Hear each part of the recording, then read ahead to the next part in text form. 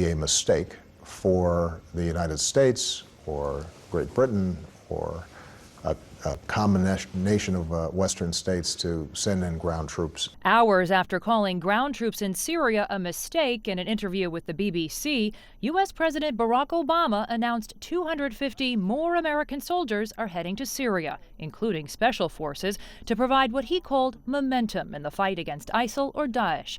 U.S. officials deny there is any contradiction in the White House strategy in Syria. It is not mission creep if it's the same mission. And it's the same mission.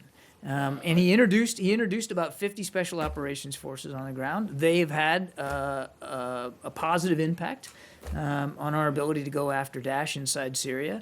And because it has been successful, we want to intensify. This video from France 24 claims to show some of the first 50 American special forces already on the ground in Syria. The video shows them acting as spotters for U.S. airstrikes in the town of Shadadi. U.S. officials say the additional soldiers will advise and train Syrian opposition forces and recruit more Sunni Arabs to fight Daesh.